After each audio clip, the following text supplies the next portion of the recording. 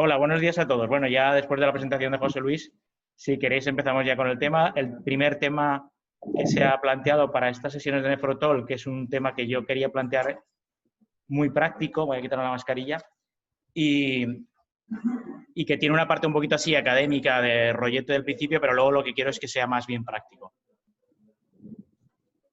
Vale, bueno, centrando el tema, como estamos hablando de diuréticos en síndrome cardiorrenal, como sabéis hay una clasificación de 5 subtipos según si el origen del problema viene desde el riñón o desde el corazón y que es cualquier asociación entre patología de ambos dos órganos, y un quinto tipo en el que son una combinación de los dos a la vez. Pero realmente lo que queremos hablar es de la congestión, porque los diuréticos estarían indicados solamente en cuando un caso de estos cursa con congestión. Como sabéis, los diuréticos son el tratamiento, la piedra angular del tratamiento de la congestión, que se utiliza en todos los centros, en todas las guías, está recomendado, y que, como sabemos, son fármacos que producen una eliminación de agua y de sodio a través del riñón, actuando a diferentes niveles de todo el trayecto tubular. Según donde actúen, producirán una serie de acciones y las acciones que producen van a marcar luego la evolución del tratamiento. Sí, esto sin entrar en mucho detalle. Un segundito. Admitir todo. Vale. Bueno, sin entrar en mucho detalle, inicialmente se me ocurrió mirar qué dice el Vademecum sobre los diuréticos y a ver, se ha ido la esta, aquí. Y bueno, viene una clasificación un poco particular, pero habla de diuréticos de techo bajo, diuréticos de techo alto, tiacidas like, bueno, todo lo que ya sabemos, todo esto lo dejo aquí para que el que quiera mirarlo si es que se cuelga esto en algún sitio. Hay algunos diuréticos que no están clasificados como diuréticos, pero es igual, y luego era curioso las asociaciones que existen, estamos hablando del Vademecum español. Pero fundamentalmente, y vamos a decir 4 cositas de cada uno de los tipos y después entraremos un poquito más en detalle. Los diuréticos de ASA son la clase más potente de diuréticos. Sabemos que tienen un techo de acción y que este techo de acción se consigue, necesitas mucha más dosis para conseguirlo cuando hay insuficiencia cardíaca. Y una de las cosas más importantes que hay, bueno, está la furosemida y la torasemida, porque la metolazona no existe la bumetanida no existe en España. Una de las diferencias más importantes es que la biodisponibilidad de la furosemida es muy variable, mientras que la torasemida es muy alta, y la semivida y la vida, tanto en individuos sanos como en insuficiencia cardíaca, es muy superior en la torasemida. Cuando miramos estudios que comparen la torasemida con la furosemida, pues hay algunos, no hay ninguno así que establezca nada en concreto, pero sí que encuentran bastantes ventajas para la torasemida, tanto en la forma de absorberse y en la mejoría de clase funcional y menor alteración de niveles de potasio en este estudio, que es el estudio TORI, que es de un grupo español, o la biodisponibilidad oral o la duración de acción o la tolerabilidad en otros estudios. Y en esta comparación metaanálisis, pues aunque parece que existe una cierta favor hacia la torasemida, realmente no hay diferencias significativas en el estado funcional ni en la mortalidad. Otro tema que se puede plantear cuando estamos hablando de diuréticos de ASA, en concreto de la furosemida, si sería o qué hay respecto a utilizar bolus o perfusión continua. Bueno, el estudio clave es el estudio DOSE, que lo que hacía era comparar 2 pautas de furosemida en dosis bajas y dosis altas y a la vez en perfusión continua y en bolus. Y encontró que no había diferencias en la evaluación subjetiva de síntomas o en el cambio de función renal entre los grupos, pero sí que encontraba que las dosis altas producían mayor diuresis, mayor disminución de la disnea del peso, aunque también había un empeoramiento de la función renal, que luego hablaremos de eso.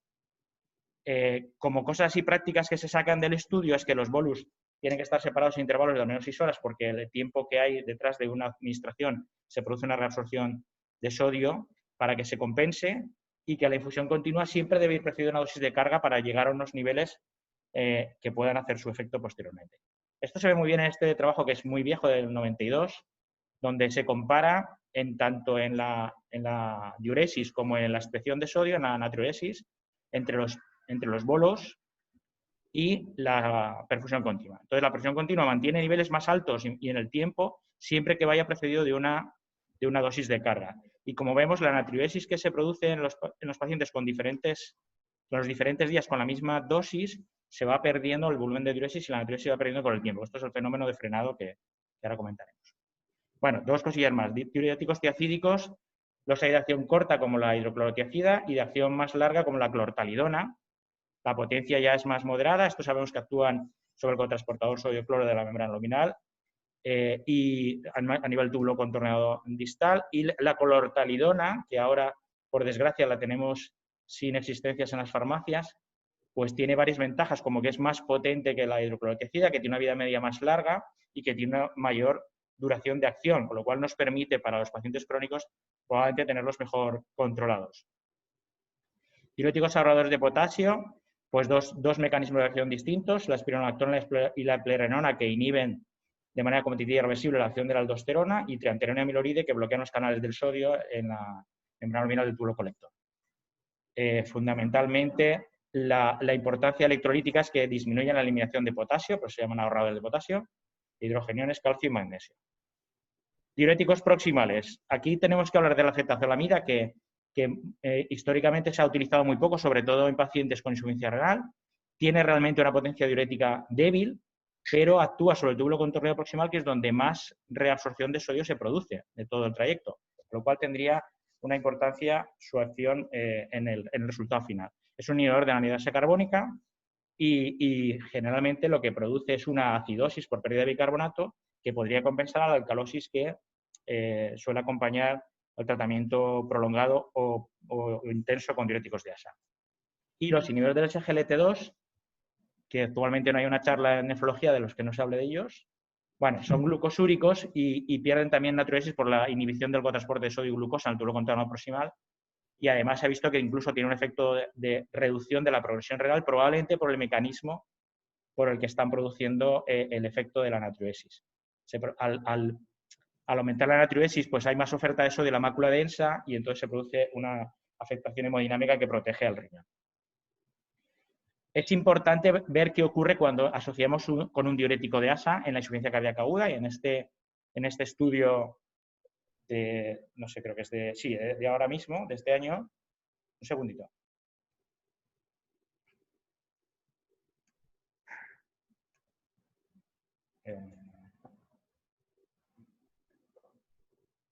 Es que estaba metiendo a los que estaban esperando.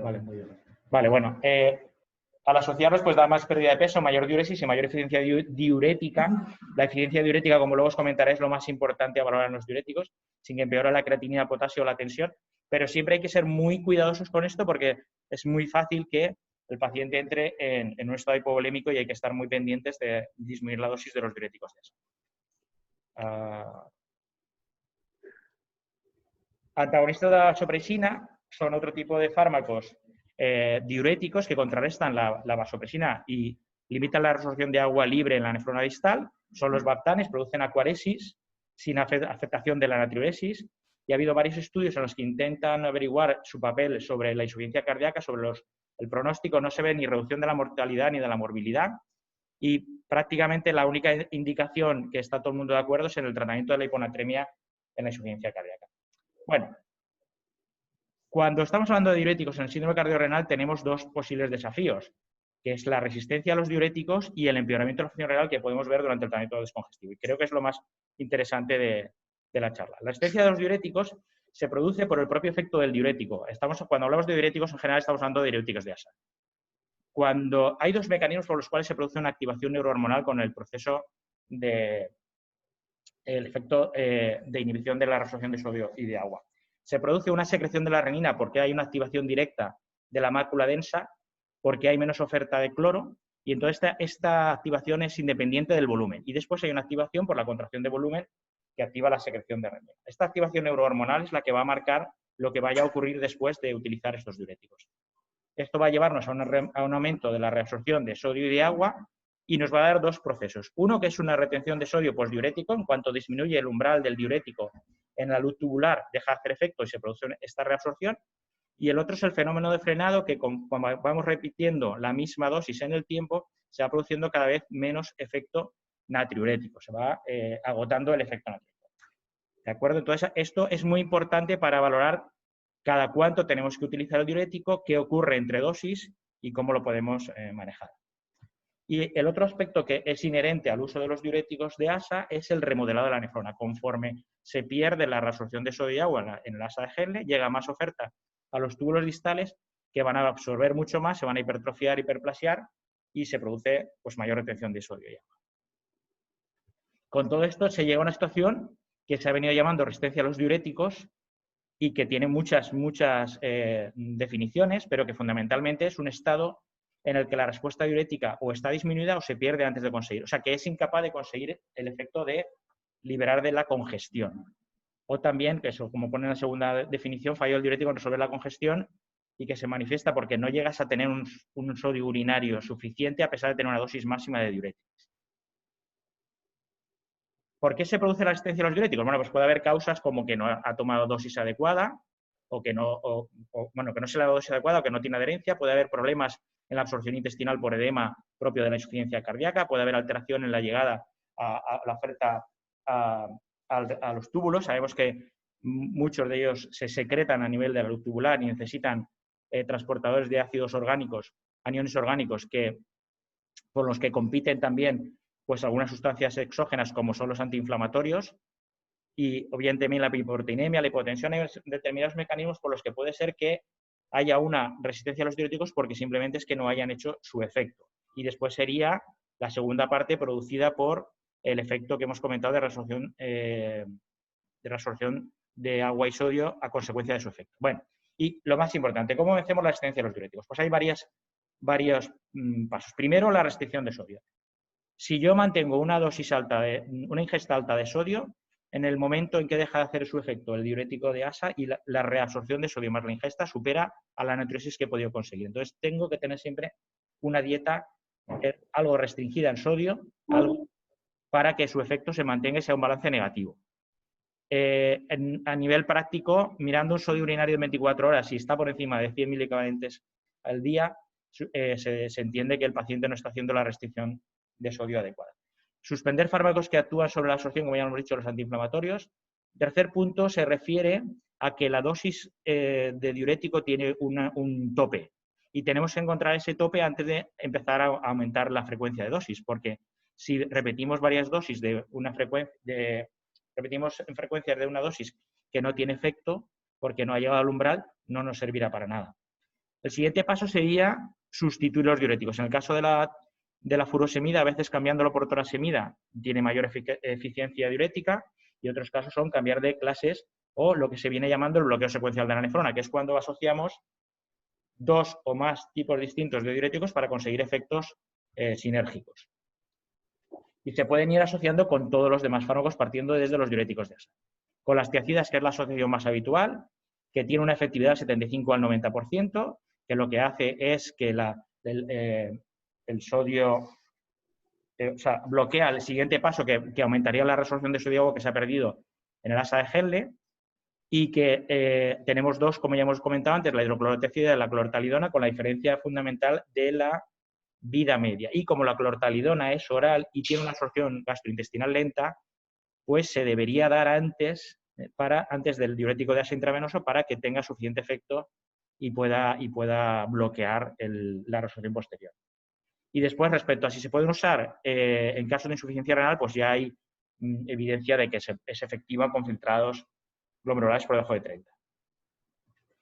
Otra asociación posible son con los antagonistas receptor de mineralocorticoides, la espironolactona y la eplerenona. Sabemos que son fármacos que tienen una recomendación clase 1 para reducir mortalidad y morbilidad en insuficiencia cardíaca con fracción de eyección reducida, y ese es motivo suficiente como para que los usemos, porque la combinación de espironolactona y furosemida no es sinérgica y realmente tiene más efecto por poder usar ese fármaco que por lo que consigas en conjunto. Este es un estudio en que se comparaba una dosis, a la dosis de diuréticos habitual de ASA se le daban 100 miligramos de espironolactona y en otro grupo le damos 25 y no se consiguió ni más reducción del NT-proBNP ni de la diuresis en 92 horas.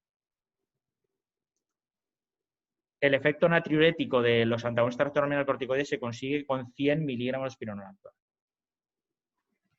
La tercera combinación que se puede utilizar es con la acetazolamida. La acetazolamida que hemos comentado antes, que es un diurético proximal y que realmente tiene muy poco efecto como diurético, en cambio en la combinación es muy potente. Bloquea más del 90% la reabsorción de sodio. Al bloquear todo este sodio, reduce la liberación de renina porque hay más oferta del cloro a la mácula esa y se frena, y eso tendrá un efecto favorable sobre la activación neurohormonal.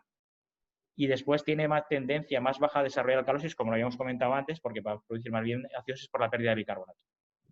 Entonces, es una asociación muy interesante con la acetazolamida. De hecho, hay varios estudios en los que analizan qué ocurre cuando asociamos un diurético de asa con una acetazolamida. El DIAMAX, es un estudio en el que comparaba dosis altas de diurético de asa en monoterapia frente a dosis más bajas combinadas con acetazolamida.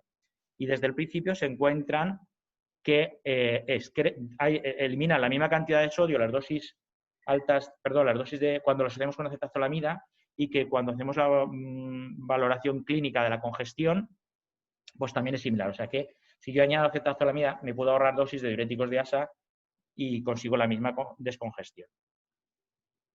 Aquí también se ve que incluso en este otro estudio, la natriuresis era superior en la combinación de acetazolamida con diurético de asa, y luego esto era en cuanto al NT-proNP, que los cambios eran similares. Bueno, pues es lo que hemos visto. Otra posible pauta para llevar a cabo cuando tenemos una resistencia a los diuréticos o no conseguimos que el paciente se descongestione es el uso de hipersalino. El hipersalino una perfusión de hipersalino que se puede hacer de diferentes concentraciones. Estas de las más frecuentemente utilizadas, que son 250, o sea, consiste en utilizar un cloruro sódico hipertónico junto con dosis alta de furosemida administrado en poco tiempo y repetido cada 12 horas, aunque se puede haber muchas pautas diferentes. Lo que se consigue es que el salino hipertónico extrae agua libre desde el espacio intersticial, la vascularización renal, aumenta el flujo sanguíneo renal, mejora la liberación de sodio a la asa de Henle y se produce mayor efecto del diurético que va combinado con el hipersalino. Es decir, es una herramienta para que esa furosemida pueda actuar donde antes no podía actuar porque se reabsorbía el efecto, ¿no? Este es un estudio de este año en el que se valora el efecto en el uso en vida real. Todos utilizaban la misma pauta, que es la que he puesto en la diapositiva anterior, y miraban a ver qué es lo que ocurría. Entonces, lo que ocurre, bueno, no encuentran mayor consumo de oxígeno, sí que hay un aumento del sodio en sangre, pero que es temporal y es de un grado leve. Aumenta mucho la diuresis en el momento en que utilizamos el hipersalino, y baja mucho el peso, creo que era así el peso, y cuando miramos en sangre, pues hay un aumento de sodio, un aumento de cloro, no hay apenas variación significativa de la urea y hay un descenso significativo de la creatina. Es decir, que esta descongestión que hemos conseguido, pues probablemente sea incluso beneficiosa. Otra utilidad muy importante es cuando estamos ante un congestivo que no responde y que además está hiponatrémico. En este caso tiene una utilidad. Bueno, estamos hablando del efecto que hacen los diuréticos, pero ¿tenemos alguna herramienta para medir cuánto ha hecho de efecto? Bueno, pues sí. Podemos ver el peso, podemos ver la diuresis, podemos ver la natriuresis, podemos ver la dosis de diurético, pero realmente cualquiera de ellas independientes están sometidas a diferentes variables y no tendrían un valor, porque no es lo mismo que a uno le pongas 40 miligramos de furosemida y a otro 80, que a lo mejor los dos han ordinado lo mismo. O la misma dosis. Entonces se habla de dos conceptos. Uno es la eficiencia diurética y la respuesta diurética. La eficiencia diurética es los mililitros de orina que se consiguen por cada 40 miligramos de dosis equivalente a furosemida. Y la respuesta diurética es lo mismo, pero con la pérdida de peso. La pérdida de peso que se consigue por cada 40 miligramos de dosis equivalente a furosemida. Estos dos conceptos se han utilizado en diferentes trabajos, y tienen mucha importancia pronóstica. En este estudio se habla de la eficiencia diurética, que es la que hacía la definición, pues se encuentra que la eficiencia diurética se correlaciona de forma fuerte e independiente con la supervivencia, de tal manera que, aunque aquí no se ve muy bien, los pacientes que tenían menos eficiencia y necesitaban más dosis, pero los que tenían menos dosis también se morían más que los que eran más eficientes. Y en este otro estudio que habla de la respuesta diurética en el fracaso renal agudo y que mira las características clínicas y significancia pronóstica, pues encuentra que existe una asociación muy clara entre la mortalidad a los 180 días según la respuesta diurética, de tal manera que si lo veis en la gráfica, en la parte derecha, pues es que aquí no lo veo porque me tapa esto. Vale. Cuanto peor eficiencia diurética tiene, pues más mortalidad hay. Bueno, vamos a seguir un poquito más. Pero ¿y esto cómo lo podemos valorar en la clínica? Bueno, pues lo más importante desde mi punto de vista para valorar el efecto de los diuréticos o la utilidad y cómo los vamos a utilizar es tener un marcador como es el sodio urinario. Y esto, que ya existen muchos estudios muy antiguos y ahora recientemente prácticamente todos, pues se basa también o está centralizado también en el estudio de la Sociedad Europea de Cardiología, donde hizo un statement sobre la utilidad de los diuréticos, fundamentalmente basándose, poniendo la diana en el sodio urinario. Si nosotros el sodio urinario en una muestra aislada, utilizada a las 2 o 3 horas de la administración de un diurético de ASA, se ha visto que tiene una correlación excelente con el sodio urinario de una colección de 6 horas y que además los cambios que se van a producir tempranamente prácticamente se mantienen en el tiempo posterior, de tal manera que nos podría servir como herramienta para saber qué hacer con los diuréticos. Y de aquí sale este protocolo de la Sociedad Europea en la que tú tienes un paciente con congestión y sobrecarga de volumen. Si ya llevaba diuréticos en casa, se empieza con una dosis inicial que es 2 veces la de casa, 2 veces la de la vía oral. Esta dosis de 2 veces es la que apareció en el estudio DOSE, como muy segura y muy eficaz.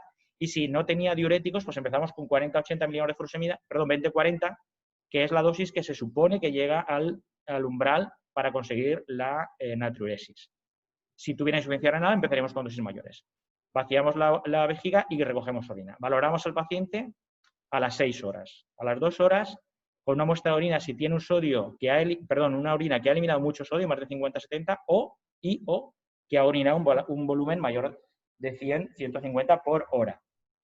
Si es así, un segundo que esto en medio. Si es así, es decir, si el paciente ha orinado mucho y ha eliminado mucho sodio y ya no tiene congestión, evidentemente no era un problema cardíaco, porque con una dosis única de diurético se le ha ido. Pero si continúa la congestión, hay que repetir la misma dosis cada 12 horas hasta que termine el primer día. Esto es una valoración para el primer día. Si no ha conseguido orinar suficiente sodio o no ha orinado suficiente volumen, doblamos la dosis, lo revaluamos, volvemos a ver el sodio y el volumen, y según eso repetimos dosis hasta la dosis máxima. La dosis máxima que se establece está entre 400 y 600 miligramos al día de furosemida. Con esto llegamos al segundo día de ingreso. Si el paciente persiste la congestión, miramos la diuresis que ha tenido en 24 horas. Si ha tenido una diuresis de mayor de 3-4 litros, pues mantenemos la dosis hasta la descongestión. Mientras esté ingresado, se va reduciendo dosis hasta que le damos de alta. Si no ha conseguido una diuresis suficiente, doblamos hasta la dosis máxima nuevamente y según cómo vaya teniendo la diuresis, lo vamos repitiendo. Y si todo esto falla, es cuando entra la combinación de diuréticos, con tercidas, con acetazolamida, o en estas guías europeas incluso hablan del SGLT2. Y si aún así todo fallara, pues podría estar indicada la ultrafiltración. Si todo va bien, se evalúa luego la descongestión para la alta. Entonces, lo que es importante es que una muestra aislada de sodio de orina del primer día, cuando empezamos con el diurético, podemos plantearnos todo el protocolo a posteriori.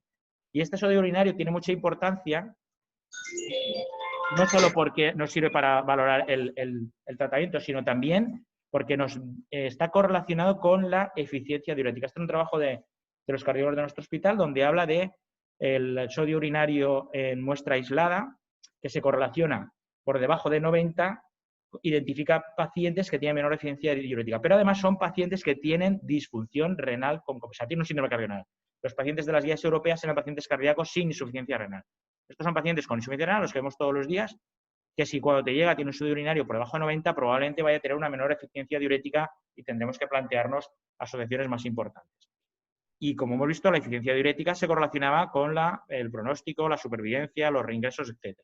Pero además, en un estudio que acaban de publicar ahora mismo, aún van más allá porque en las guías europeas se plantean que el sodio urinario solo tiene valor del primer día y ellos plantean qué es lo que ocurre cuando hacemos un sodio urinario a posteriori. Bueno, en este primero aquí encuentran que hay una asociación entre el sodio urinario y la mortalidad por todas las causas y los reingresos, de tal manera que cuando aumentamos el sodio urinario, aquí toman como punto de corte sodio urinario los 50 milicovalentes por litro.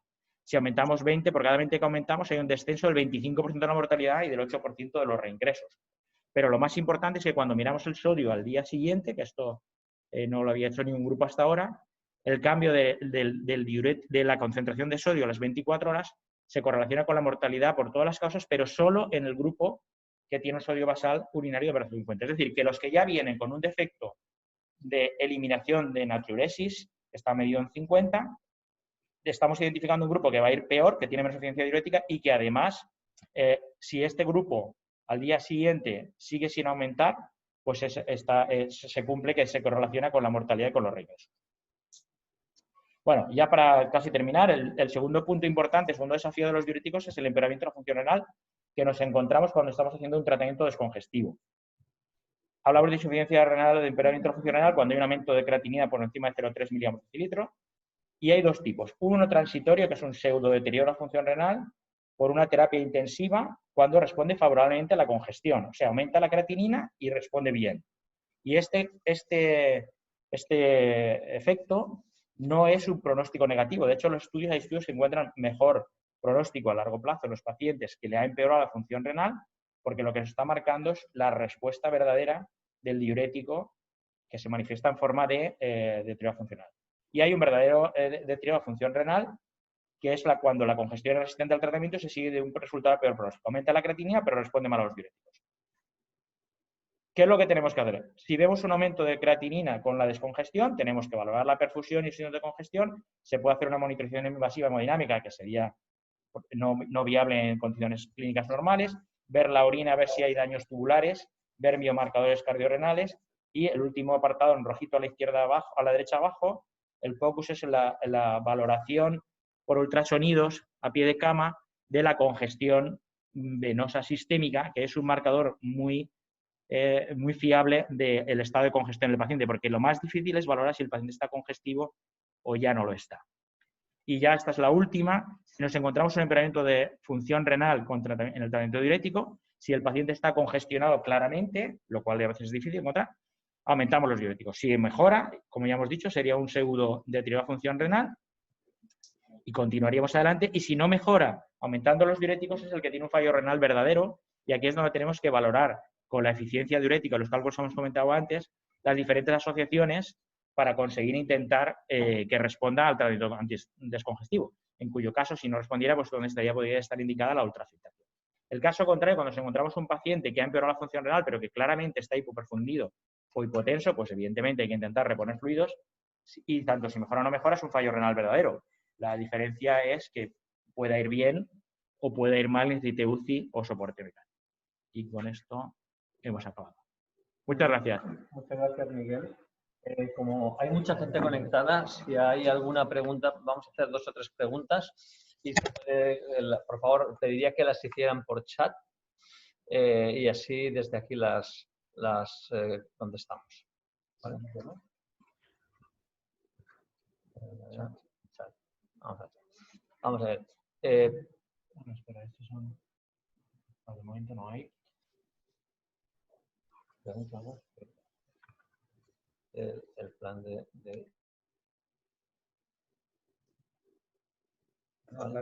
¿Vale? Pues, bueno, si no hay ninguna pregunta, un poco, Miguel, el papel de los ISGLT2 parece que está cambiando. Los resultados sorprendentes en la insuficiencia cardíaca son unos fármacos que no parece que eliminan sodio al principio, sino parece que hay una redistribución al final y consiguen este beneficio. ¿Crees que con las nuevas guías, con indicación en ficha técnica de algunos ISGLT2, debemos implementar estos tratamientos en los pacientes renales, dado que la insuficiencia cardíaca es la principal causa de hospitalización y estos pacientes con filtrado bajo hospitalizan y además hacemos un mecanismo de prevención de la enfermedad renal diabética? En el caso de los diabéticos, por ahora. Sí, sin duda, hay que incluirlos en el VAEMQ habitual de estos pacientes y aparte que no vamos a tener más escapatoria que sufrirlos. Sufrirlos me refiero porque aquí ya juega un poquito la habilidad de la valoración, como hemos dicho, de la congestión y la situación clínica del paciente, porque se va a sumar el efecto hipovolémico del diurético de ASA, que todos van a llevar, con el efecto hipovolémico por la natriuresis y por la glucosuria de estos nuevos fármacos. Entonces, ahí sí que podemos encontrarnos deterioros de la función renal, pero siempre serán probablemente por un mal seguimiento del paciente desde el inicio. Bueno, hay 2 preguntas en el chat que, bueno, han sido lo que acababan de comentar. Nos preguntan el ISGLT2 por su efecto diurético, ya ha comentado Miguel, Y nos pregunta también Rafa de García Maset que para determinar la ingesta de sodio de un paciente, ¿tiene el valor el uso cociente sodio de creatinina en una muestra aislada? Vale, para no tener que recoger orina 24 horas. Sí, bueno, es que no, a lo mejor no lo he explicado bien.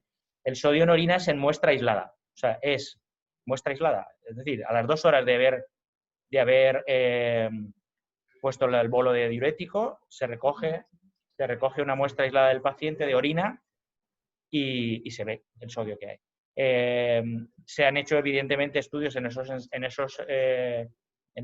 artículos que he publicado donde hay una correlación entre la muestra aislada del sodio en orina con el sodio en 24 horas. Preguntan cómo se calcula la ingesta de sal del paciente. Bueno, es un conocimiento clásico, pero Miguel no lo explica. Bueno, rápido y breve. Eso es complicado, pero eso bien se puede hacer con un registro de la ingesta y luego mirando la orina 24 horas. Por eso más o menos venía a decir que si tiene más de 100 milicovalentes en orina 24 horas, no viene a ser viene a ser significativo de que no está haciendo una restricción de sal.